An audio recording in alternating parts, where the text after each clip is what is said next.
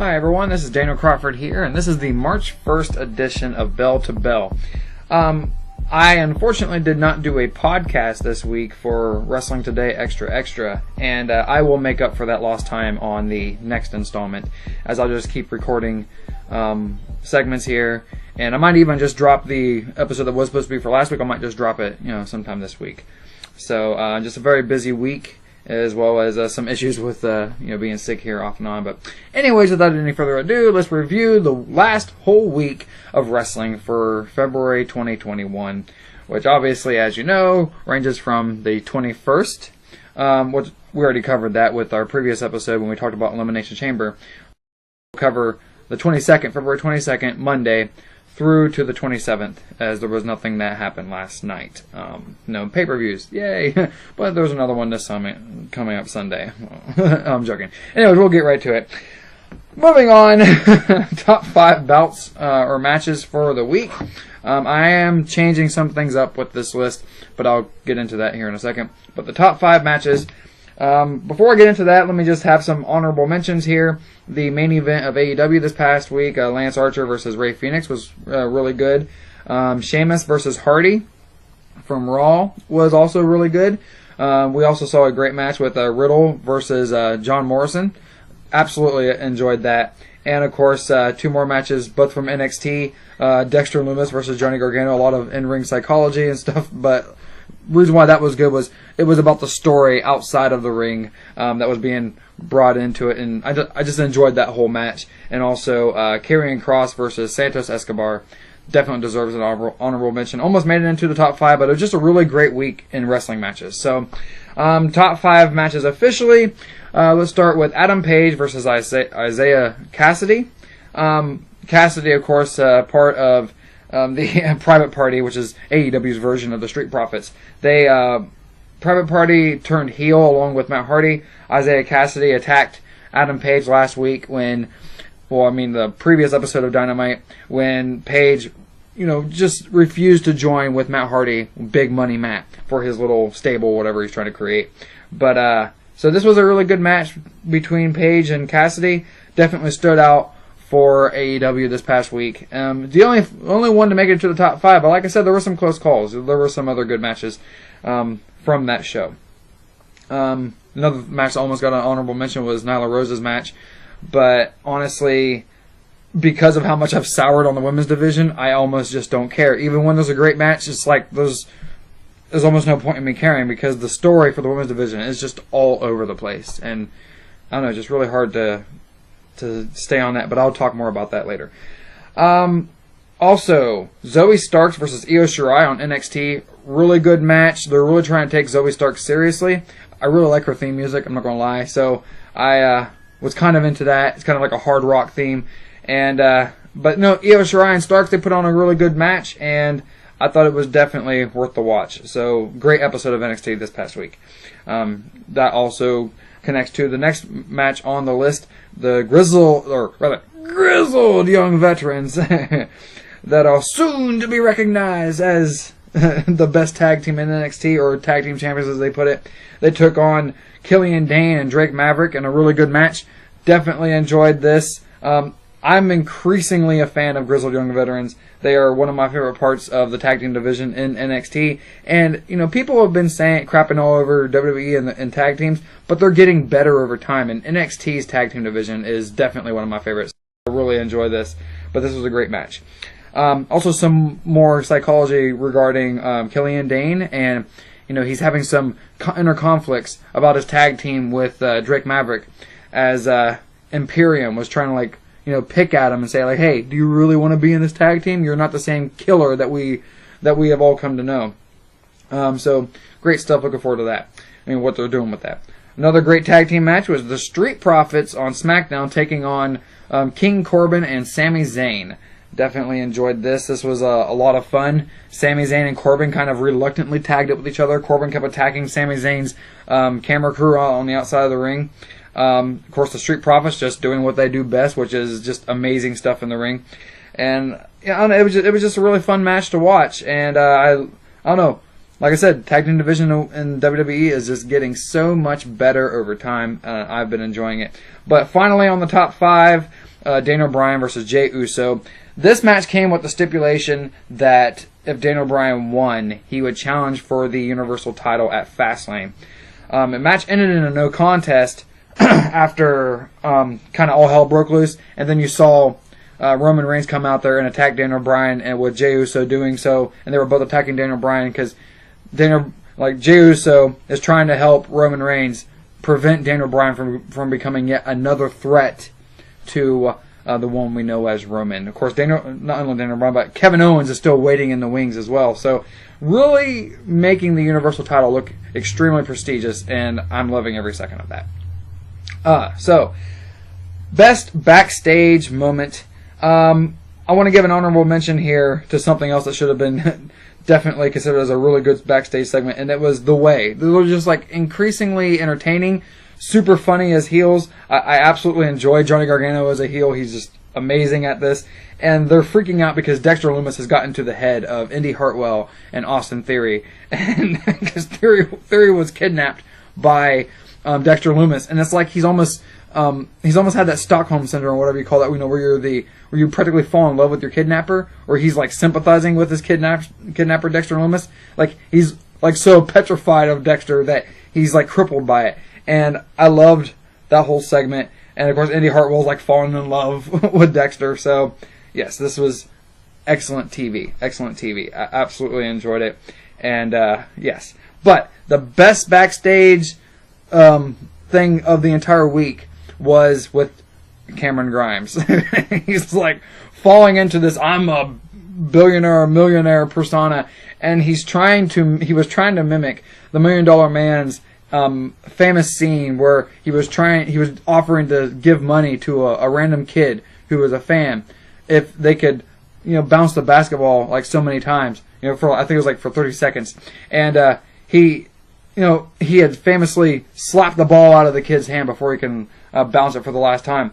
So Cameron Grimes didn't watch the whole skit, so he kept trying to mimic this and was trying to test the will of everyone who was bouncing the ball, and they kept bouncing it, and he's like, why are they doing this? This isn't supposed to happen like this. But he didn't see that Ted DiBiase knocked the ball out of their hands, and then it backfired on him later on, but they kept coming back to it throughout the show on NXT, and it was just like, it was honestly one of the most entertaining things of the entire week, and I absolutely enjoy Cameron Grimes as this millionaire heel. It's great. I love it. So, best show of the week. So let's go down the list of my ratings for each of the 4 shows that I watched this week. Raw, I gave a 9.66 to. It was a really good episode of Raw.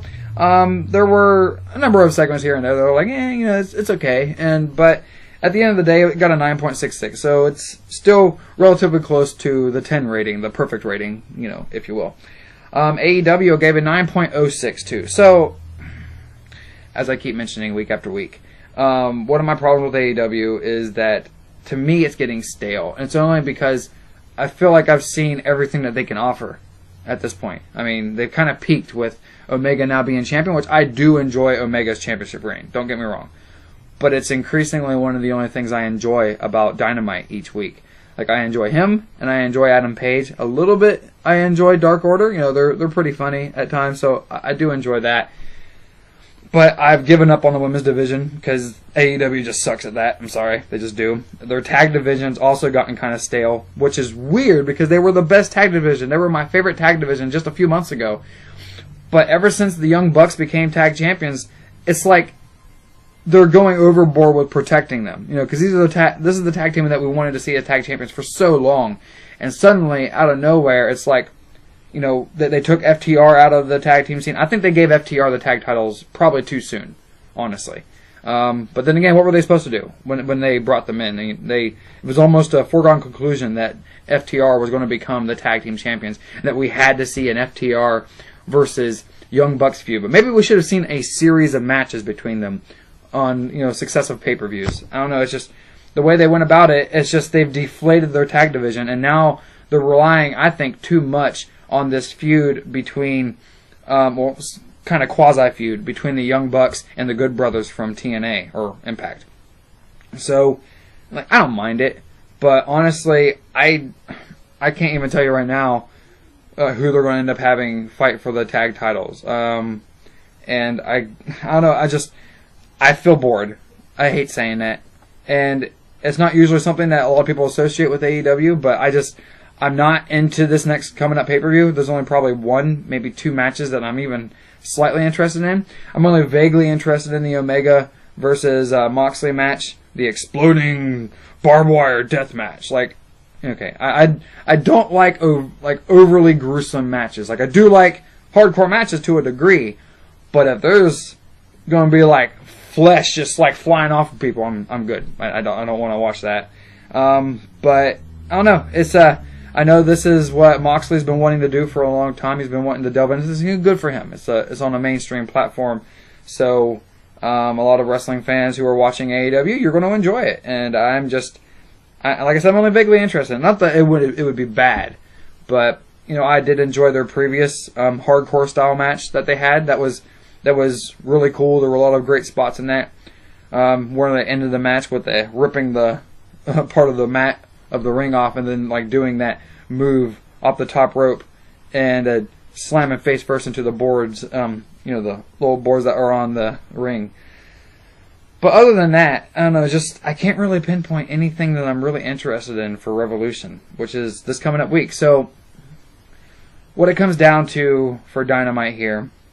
This is really the last time I'm going to be talking about Dynamite because I don't really mention them for the rest of this episode here, and you'll see why soon enough. But this coming up pay-per-view, I'm not sold yet. Like I've gone back and forth between wanting to buy it and then not wanting to. But honestly, their pay-per-views are like $50 a pop, and if they had something like what WWE has, where you don't have to pay like buku bucks to watch their events. If they had something like that, I'd still be happily watching without an issue. But $50 is a lot to ask for someone to pay, especially when they got bills to pay and everything.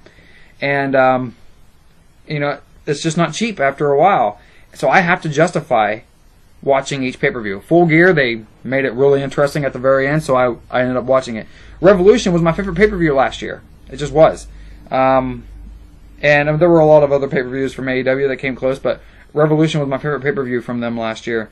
And I thoroughly enjoyed that. So it's crazy to me that this year's Revolution it's not on that level. Especially when I know Omega's not going to drop the title to Moxley. It's just not going to happen. Especially when there's rumors going around that Moxley's about to take a little bit of a hiatus. He's got a child coming along, so why not? So I don't know. I kind of wish they had put someone else in the title picture. But, they're finally giving us like a trio of matches, it seems like. And maybe they'll have another match later on down the line. But my point in mentioning all this is that I stopped watching WWE when I stopped watching their pay-per-views. Because you have to watch the pay-per-views to see, what happens at the end of a certain story. But, like, right now you have this match between Page and Matt Hardy, and Adam Page. Like, I enjoyed this storyline to a degree, but the stipulation coming up for this match is that whoever wins... they'll get the first quarter earnings of the loser for this year, and that's just I don't know. It's not enough to hook me in. Like it doesn't seem like a big enough stipulation for me to be interested in that as much. Plus, I'm pretty sure that Hardy's going to find some way to win. But either way, this week's Dynamite could very well be my last Dynamite watching. If they don't find a way to hook me in to make me want to buy this. It could be my last time watching Dynamite. I don't want to do that, but it's if you're going to watch pay-per-views, what's the point? It's just it really what's the point? That's why I stopped watching WWE, for 11 years, and that's why it's come to the point where I might stop watching AEW. So I hate to say that, but it is what it is. So. NXT I gave a 9.87 to, a really excellent show, just thoroughly entertained. There were only 2 segments that fell below the 10 rating for me, that weren't like absolutely hitting every point that they needed to and keeping me entertained. But NXT is always on the mark, and TakeOver this, not the past weekend, but the previous weekend before that was just amazing, and they always hit the mark on TakeOver. So I absolutely enjoyed it. It was a great show. From start to finish, and I'll get more into that here in a moment. Smackdown, I gave a 9.82 to, and honestly, you feel when you watch SmackDown that it is the A show of the week. Like, so many things are happening on SmackDown that it just makes you want to tune in every week, and at least for me it does. And I thoroughly enjoyed SmackDown this week. So while it came in second behind NXT, making NXT the best show of the week, SmackDown was so strong it was a close call. So very good week of wrestling, especially on the WWE side. Best heel of the week, that goes by almost a narrow margin. It goes to Adam Cole, baby. So Adam Cole, of course, he's just securing his heel turn, and he cemented that by again attacking Finn Balor and obviously going after Roderick Strong this time. So Roderick Strong became his latest victim. Adam Cole is he's becoming his own character, and I think this signifies that he looked at the NXT Championship, and it looks like he's going to pursue that again. But I definitely expect him to be on the main roster by the end of this year. I don't see how he's not. Especially if crowds come back, he definitely will. So if he gets booked wrong on the main roster with the amount of charisma he has and in-ring talent he has, I will be extremely irritated as a wrestling fan. I'm not going to lie, because this man should be world champion of WWE by the end of the next couple years. Just absolutely should. Fire story of the week, Daniel Bryan and Roman Reigns. So this one was a hard choice because there were a lot of great stories of the week, but honestly, this story was the one that got you the most invested. Wanted you to look forward to Daniel Bryan, challenging for the Universal title in the near future. Although I still think that Roman Reigns will be challenged by Edge at WrestleMania. A Daniel Bryan Edge storyline at WrestleMania is also enticing. But of course, if Daniel Bryan wins the title at Fastlane, I think it makes it harder for Edge to win the title. But the biggest story that you want for WrestleMania is Roman versus Edge, because like others have pointed out, and like I've reiterated in the most recent past, if Edge wins, it's a great moment because you're seeing him finally get back what he never lost. But if he loses, it's heartbreaking, but it's in a good way. So, but either way, this Daniel Bryan Roman Reigns story has me invested, and it did the best job of any story this week of getting me invested. So that's why it's the fire story of the week. Slightly changing up the new, because as you notice, I called it best heel of the week instead of best heel moment. So Adam Cole was the best heel of the week instead of the best heel moment, which of course he obviously provided the best heel moments. So this is not just the new star, but it also could be the top star if there's no new stars. But still, the top new star of the week I think was LA Knight, because he's just getting me more and more invested. Looking forward to his debut in NXT. I know he's been in WWE before, but he improved himself so much when he was in the independent circuit. Was Impact, and then in NWA, I absolutely enjoyed him as Eli Drake. So LA Knight, as he's being called, I think he's going to be doing great things, and I see him becoming NXT champion within the next year or two. So, moving on, best promo of the week.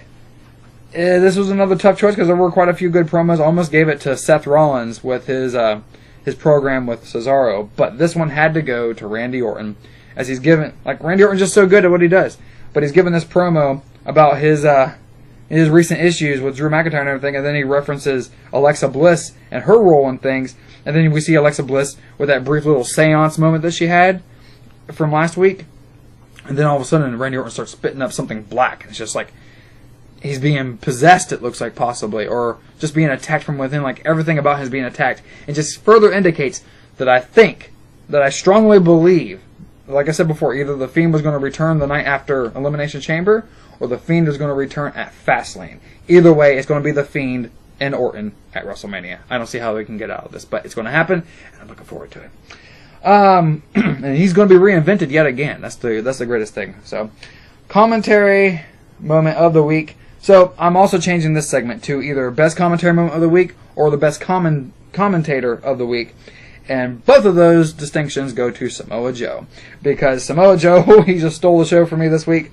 And what happened was Byron Saxton, they were promoting the encore presentation of Young Rock, which is on NBC. Sorry. Of course, they were doing an encore presentation on USA Network. And Byron Saxton was like, hey, let's say we watch that together. And, Samoa Joe's response was, because he said, let's say we do this. And then Samoa Joe was like, let's say we don't, Byron. And like, just the way he went about it, it got me. So that was my favorite commentary moment of the week. So, as we come to our conclusion, this week in wrestling history, March 1st, 1996, a moment that made me hooked on ECW in a lot of ways, mostly because I kept replaying it in video packages in the months that followed. But on this episode, pay-per-view, March 1st, 1996, ECW, Living Dangerously, the pay-per-view, a match for the TV title. They're probably going to remember this even before I mention it. Taz was defending the the TV championship against Bam Bam Bigelow. He had the Taz mission locked on, and Bam Bam went to reverse the Taz mission, fell backwards, and literally, like without pre-planning it, broke through the ring. Taz's head hit a ring support, knocked him out. Bam Bam dragged him out of the ring, pinned him for the championship. A moment that they kept replaying over time because it was just amazing. Got the crowd going because ECW was really good about these random moments like that. They weren't planned, but they were amazing when they happened. And it captivated you. So that is this week in wrestling history, March 1st, 1996. Crazy to think it's been that long. So with that, everyone, Daniel Crawford here. Make sure you check out my website, danielcrawford.org, to see all my other projects, including other podcasts, various things that I'm working on, including books. But also check out the podcast, which is a cousin to this one, Wrestling Today Extra Extra, which you can catch. And I'll be releasing a new episode that was supposed to be for last week. I'll be releasing it, by mid this week. Or I'll be packaging it together with the episode that would be for later this week. So thank you for watching, and we'll catch you next time.